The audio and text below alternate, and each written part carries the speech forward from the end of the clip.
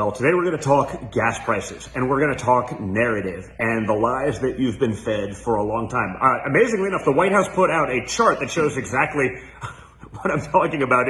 It seems like it's perhaps one of the greatest self-owns in modern political history, but the White House put out a tweet yesterday saying U.S. natural gas production is at a record high. In fact, the U.S. was a net exporter of petroleum and petroleum products in each of the last 2 years and will be a net exporter of natural gas for years to come. Now, they won't talk about permits going down. I think it's 80% is what I've read places. They won't talk about it, but the chart that they use actually shows annual U.S. natural gas imports and exports. They say exports going like this, imports going like this, but the problem is the chart ends in 2020. So I want to know, to the experts at the White House, who was president between 2017 and 2020? Donald Trump. He's the guy that opened up the spigots. And so they're trying to literally take credit for things that my father did that they seem to be reversing based on policies, based on permits, based on the fact that they are literally not having those conversations with American energy producers, but are happy to negotiate with Iran, Venezuela. They were with Russia until a couple of days ago. So the world's leading state sponsor of terror, we'll take their oil and gas. We won't deal with Texas. We won't deal with Pennsylvania. We won't deal with other. So they show this graph, and then you have Jen Psaki and the board, the media narrative machine. They're running out there on TV. Yeah. This is all Ukraine, and this is all Putin's fault.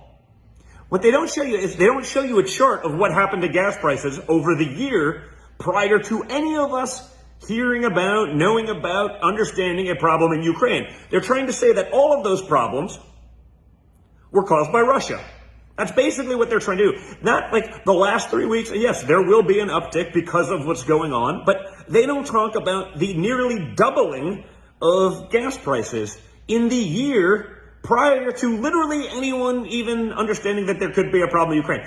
That didn't happen because of Putin, folks. That happened because of stupid policies. That happened because of banning things like the Keystone Pipeline.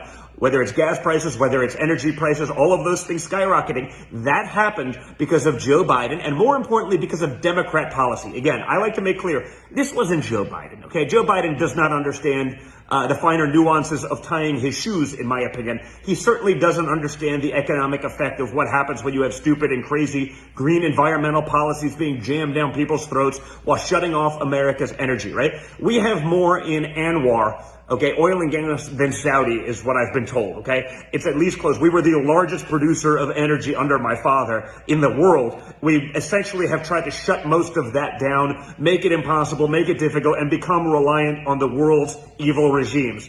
But the White House is clear to try to tell you that all of that, everything you saw before we ever heard of Ukraine, is because of Putin, and that all of the good things that they're trying to tout happened because of Trump, and that those policies are not part of Democrat mantra. Let's not forget it, and let's not let them get away with it, because if I'm pissed off at the pump, folks, I know that you are.